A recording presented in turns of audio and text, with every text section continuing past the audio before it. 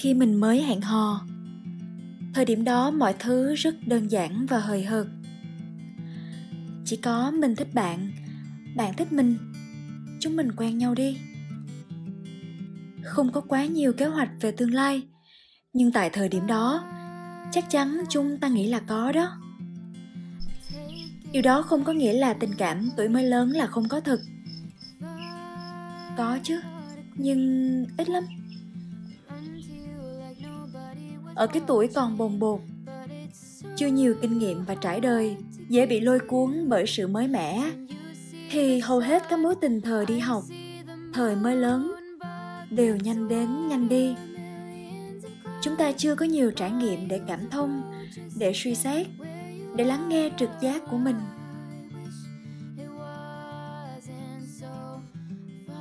Bởi vì trực giác là một thứ cảm năng mà bạn không thể học được từ trường lớp sách vở, mà chỉ có thể qua sự từng trải và sự va chạm với cuộc sống.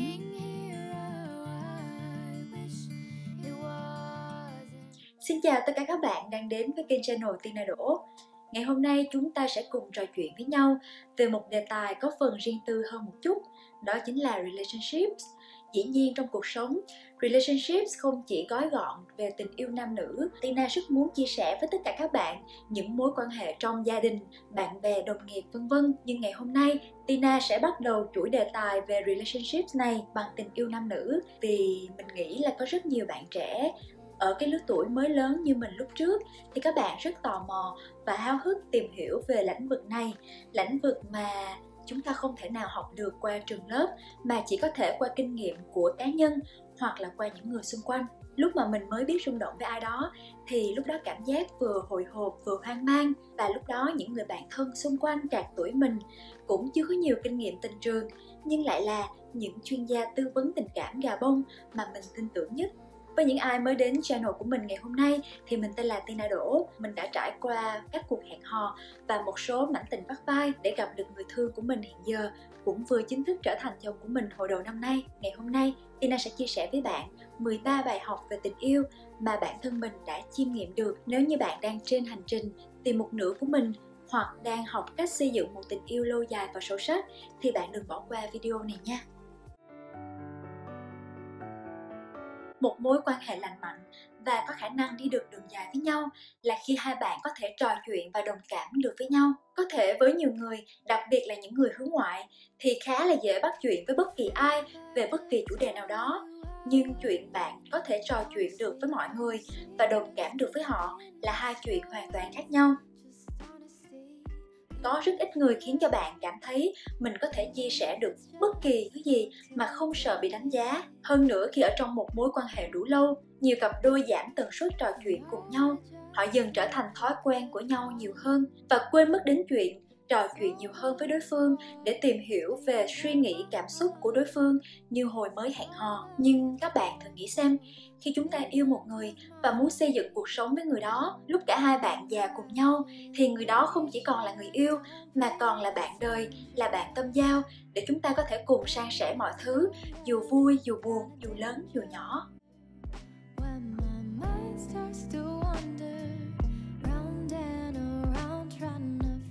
Ở tuổi mới lớn, sự rung động khi chúng ta thích ai đó, cảm giác tim mình đập thật mạnh khi nhìn thấy đối phương, cảm giác sung sướng vỡ òa khi người ta nhắn tin cho bạn, hoặc cảm giác điện giật khi chúng ta được nắm tay người đó. Những cảm giác rung động đó đều rất phấn khích, nhưng khi chúng ta trưởng thành, sự rung động đó sẽ không còn giống như ngày xưa nữa. Không phải là khi chúng ta lớn lên thì cái cảm giác đó sẽ dần chai sạn đi, mà là vì bạn sẽ đặt lý trí vào cảm xúc nhiều hơn, sẽ phân tích nhiều thứ hơn. Sự rung động mới lớn, bồng bột, ngây thơ, ít lo nghĩ hơn. Nhưng tình yêu không tự nó lớn lên và phát triển, mà là mối quan hệ của hai người, là sự đầu tư về tình cảm, thời gian và nỗ lực của cả hai phía. Tình yêu không tự nó hòa hợp được, mà là do hai con người trong mối quan hệ đó cùng cố gắng nỗ lực gây dựng để hai con người khác nhau, lớn lên từ hai môi trường không giống nhau, có sở thích khác nhau, có mối quan tâm khác nhau, lại trở nên hòa hợp với nhau và tìm thấy con đường chung cùng nhau. Có thể những người yêu bạn sẽ nói với bạn rằng họ yêu bạn vì chính con người của bạn, nhưng không phải tất cả họ đều có thể tạo động lực để bạn trở thành phiên bản tốt nhất của chính mình.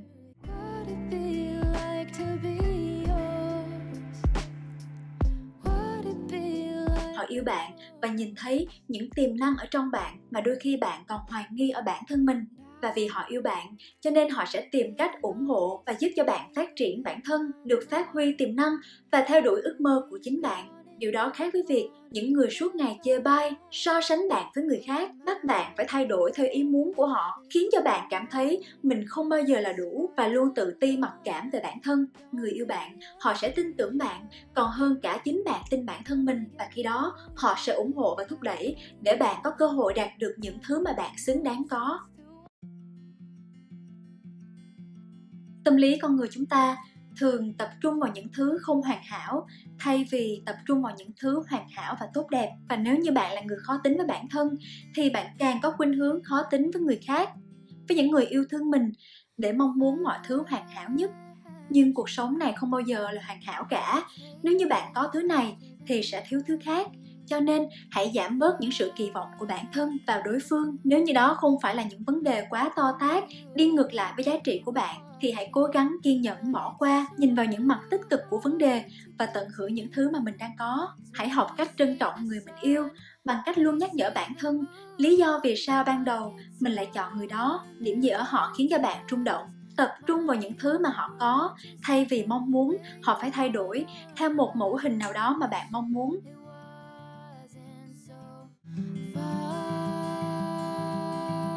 Phim ảnh ngôn tình khiến cho nhiều bạn tuổi mới lớn nghĩ rằng chỉ cần hai người yêu nhau là đủ, có thể đi đến tận chân trời góc bể cùng nhau. Điều đó dẫn đến nhiều trường hợp chúng ta cố phớt lờ những tín hiệu xấu trong một mối quan hệ độc hại, và hầu hết những người trong cuộc khi đối mặt với sự thật đều không dám thành thật với cảm xúc của bản thân mình. Họ cố tự bao biện cho những hành vi hay cách đối xử bạo lực, thô lỗ của đối phương. Họ biện minh cho những thứ tình yêu độc hại, ích kỷ. Họ cố thuyết phục bản thân mình rằng những điều người đó làm bởi vì họ yêu bạn mù quáng và bạn có thể thay đổi được họ trong tương lai. Kết thúc một mối quan hệ là điều dễ dàng với một số người, nhưng với một số khác lại là một quyết định khó làm nhất.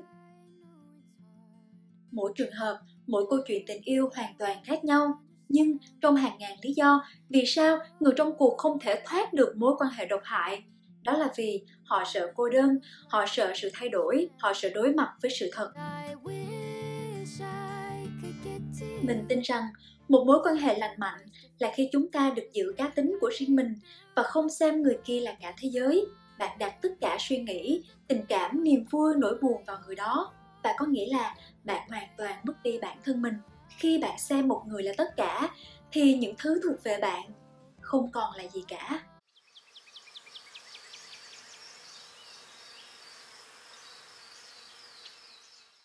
Chúng ta thường muốn thay đổi người khác theo ý của mình vì chúng ta nghĩ rằng mình muốn tốt cho người đó, mình muốn họ hoàn thiện hơn, nhưng không ai trong chúng ta muốn bị bắt buộc để thay đổi. Đây cũng là điều mà sau khi thất bại trong nhiều mối quan hệ, mình mới nhận ra con người ta sinh ra, phát triển tính cách từ nhiều yếu tố, từ gia đình, bạn bè, môi trường. Bạn không thể kỳ vọng chuyện bạn tự dưng xuất hiện trong cuộc đời của một người có thể khiến cho họ hoàn toàn thay đổi theo ý bạn muốn. Có thể vì yêu bạn nhiều, họ có thể cố gắng thay đổi một chút ở bản thân mình, nhưng mà tận trong thâm tâm của họ thì họ không hề muốn điều đó xảy ra. Cho nên khi chúng ta chọn yêu một người thì hãy học cách chấp nhận bản thân của người đó. Thay vì cố gắng thay đổi họ thì chúng ta hãy làm tấm gương để cho họ tự muốn thay đổi bản thân. Họ cũng như chúng ta đều là những cá nhân không hoàn hảo. Bạn có thể dẫn dắt để họ muốn thay đổi. Bạn hãy tự thay đổi những điểm còn thiếu sót ở bản thân mình để cho họ thấy rằng sự thay đổi là có thể. Nhưng hãy nhớ rằng một người chỉ thay đổi khi bản thân của họ tự muốn thay đổi. Nhiều người trong chúng ta khi cảm thấy đối phương nổi bật hơn mình, tài giỏi hơn mình, có nhiều người theo đuổi, thì bỗng dưng chúng ta có cảm giác bất an, sợ mất người đó. Cảm giác lo sợ đó khiến cho chúng ta có những hành vi như cố gắng kiểm soát đối phương hoặc là ghen tuông vô cớ. Khi chúng ta càng sợ mất đi đối phương thì chúng ta lại nhanh chóng đánh mất họ. Có hai trường hợp sẽ xảy ra. Nếu người đó nổi bật, tài hoa, có nhiều người theo đuổi, nhưng họ vẫn chọn bạn bởi vì bạn có những điểm đặc biệt khiến cho họ phải lòng với bạn. Có một ẩn dụ rất hay về tình yêu, đó chính là tình yêu giống như cát, bạn càng cố nắm giữ thì cát càng dễ trôi tuột khỏi tay của bạn. Điều chúng ta cần làm là tập trung vào chính bản thân mình, phát triển bản thân để người đó phải cố gắng để đuổi theo kịp với bạn. Còn trường hợp thứ hai, nếu như người yêu của bạn là người dễ ngã lòng trước những người khác, trước sau gì thì người đó cũng không chọn ở lại bên cạnh bạn. Việc sợ mất đối phương, cố gắng chạy theo níu giữ họ chỉ khiến cho họ có thêm lý do để rời xa bạn nhanh hơn thôi. Tina từng nghe một số bạn gái trẻ tuổi chia sẻ với mình rằng: "Chị ơi, tại sao anh ấy nói yêu em nhưng sau đó lại thay đổi? Tại sao anh ấy hứa sẽ làm điều này điều kia nhưng sau đó vẫn không giữ lời với em? Như vậy những bạn trai đó đều là những người nói dối đúng không?" Ở điểm này thì mình xin đính chính cho những bạn trai theo một cách khách quan nhất, đó chính là những bạn trai đó không hề nói dối đâu. Các bạn đó hoàn toàn thật lòng, nhưng chỉ tại thời điểm đó mà thôi. Bộ não của đàn ông và phụ nữ có cách vận hành hoàn toàn khác nhau. Trong khi bộ não của đàn ông sẽ tập trung vào tổng thể nhiều hơn, còn phụ nữ chúng ta sẽ để ý đến những tiểu tiết, chi tiết nhiều hơn. Và hơn nữa, phụ nữ thường có xu hướng liên kết cảm xúc với tất cả những sự kiện lớn nhỏ trong cuộc sống, trong khi đàn ông thì không.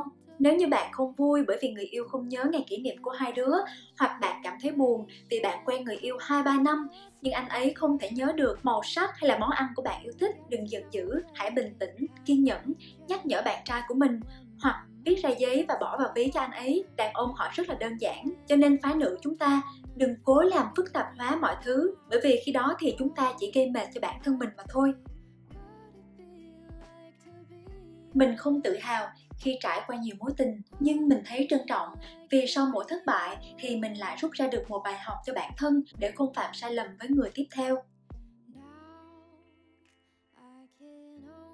Nhiều người trong chúng ta, đặc biệt là con gái, thường phải chịu áp lực về tuổi tác, xã hội, môi trường, mà đôi khi chọn đại lấy một người chúng ta nghĩ là tốt nhất trong những người chúng ta đã từng gặp, mặc dù trực giác của bản thân họ thì nói rằng đó chưa phải đúng người. Như vậy thì làm sao chúng ta biết được là đúng người hay không? Đó là khi bạn lắng nghe trực giác của mình, thành thật với chính mình, là khi bạn tin chắc đó là người khiến cho mình ngưỡng mộ, là khi bạn yêu bản thân mình khi ở cạnh người đó, là khi bạn tin rằng đó là người phù hợp để có thể xây dựng cuộc sống mà bạn mong muốn. Chúng ta có thể gặp và rung động với rất nhiều người, nhưng không phải tất cả họ đều phù hợp với cuộc sống mà chúng ta đang hướng đến. Vì vậy điều quan trọng đó chính là bạn biết được mình muốn gì, mình cần gì trước khi chọn một người bạn đồng hành để đi cùng bạn đến mục tiêu đó. Có nghĩa lý gì khi bạn yêu một người hết lòng và người đó cũng yêu bạn, nhưng họ lại không đủ cam kết để phát triển bản thân và đồng hành cùng với bạn trên hành trình tương lai mà bạn theo đuổi. Nếu như bạn đang còn độc thân thì chúc mừng bạn, bạn đang còn rất nhiều cơ hội, còn rất nhiều thời gian để tìm hiểu xem bản thân mình muốn gì, và từ đó sẽ chọn được một người bạn đồng hành phù hợp, sẵn sàng nắm tay của bạn vượt qua mọi khó khăn thử thách để mang lại cuộc sống mà bạn mong ước.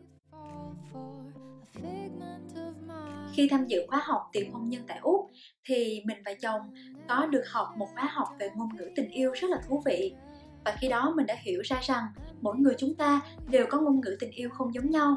Có 5 loại ngôn ngữ tình yêu chính. Có người thích thể hiện tình yêu bằng quà cáp, có người thể hiện bằng những hành động quan tâm, chăm sóc, có người thì thích thể hiện bằng sự ôm ấp vỗ về, một số người thì thích nghe những lời yêu thương, và có những người thì thích thể hiện bằng cách dành thời gian bên bạn. Và mỗi người chúng ta có thể có hơn một loại ngôn ngữ trong tình yêu, và để đối phương cảm giác được yêu, chúng ta cần hiểu ngôn ngữ mà đối phương cần để yêu họ đúng cách. Có những mối tình kết thúc đáng thương bởi vì hai người trong mối quan hệ đó họ yêu đối phương theo cách mình muốn, chứ không phải theo cách đối phương cần. Diễn giả truyền động lực nổi tiếng Tony Robbins có nói rằng để giàu có thì bạn phải nói được ngôn ngữ tài chính. Để trở thành nhạc sĩ tài giỏi, bạn phải nói được ngôn ngữ âm nhạc. Nếu chúng ta muốn thành công trong kinh doanh thì bạn phải hiểu được ngôn ngữ kinh doanh, và điều này cũng áp dụng trong ngôn ngữ tình yêu. Nếu như bạn muốn có một mối quan hệ lâu dài và sâu sắc thì bạn cần phải hiểu được ngôn ngữ tình yêu của mình, của đối phương, học cách trao đổi, chia sẻ với nhau để yêu và được yêu đúng cách.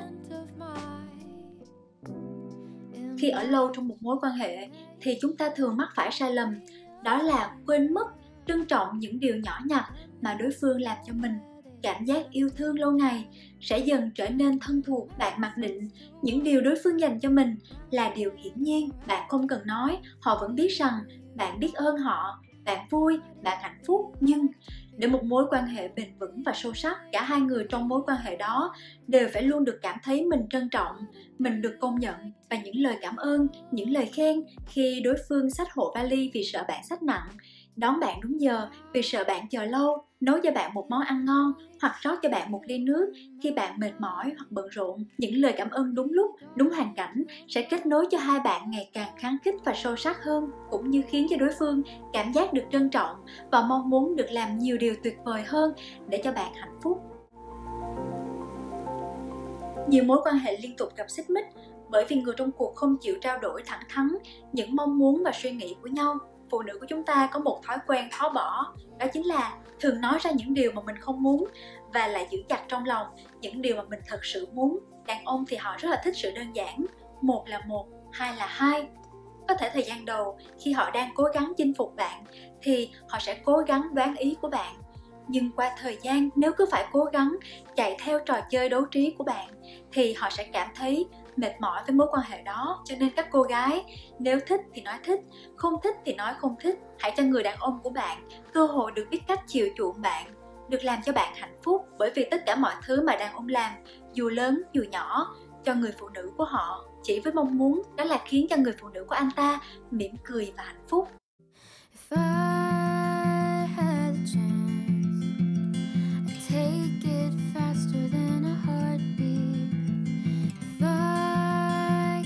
Khi bạn yêu bản thân của mình đủ thì bạn sẽ thu hút được đúng người dành cho mình. Người ta thường nói nếu bạn không biết cách yêu bản thân mình thì làm sao bạn biết cách yêu người khác. Khi bạn yêu bản thân mình, trân trọng bản thân và biết rõ giới hạn nào bạn cho phép người khác đối xử với mình, bạn sẽ biết cách đặt ra những tiêu chuẩn để họ bước vào thế giới của bạn, tôn trọng bạn và quan tâm bạn theo cách mà bạn mong muốn. Khi bạn có tiêu chuẩn của riêng mình thì họ biết rằng họ phải nỗ lực, cố gắng phấn đấu để đạt được tiêu chuẩn đó. Nếu không, họ sẽ bị loại khỏi cuộc sống của bạn và vì thế họ sẽ không ngừng nỗ lực để yêu thương và chăm sóc cho bạn.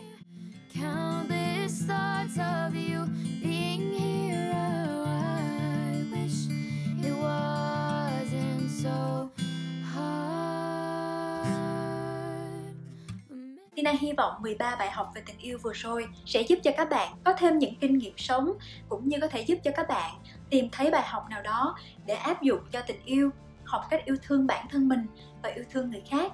Và Tina cũng rất mong muốn được biết những bài học tình yêu của riêng các bạn, cho nên hãy comment bên dưới cho Tina biết nha. Tina rất trân trọng sự ủng hộ của tất cả các bạn và hy vọng nếu như các bạn cảm thấy chủ đề này hữu ích thì đừng quên like và subscribe bên dưới để mỗi tuần chúng ta lại được gặp gỡ nhau và chia sẻ nhiều chủ đề thú vị hơn các bạn nha. Chúc các bạn một ngày, một tuần thật hạnh phúc và hẹn gặp lại các bạn vào tuần sau. See you face to face without a screen cutting through buckets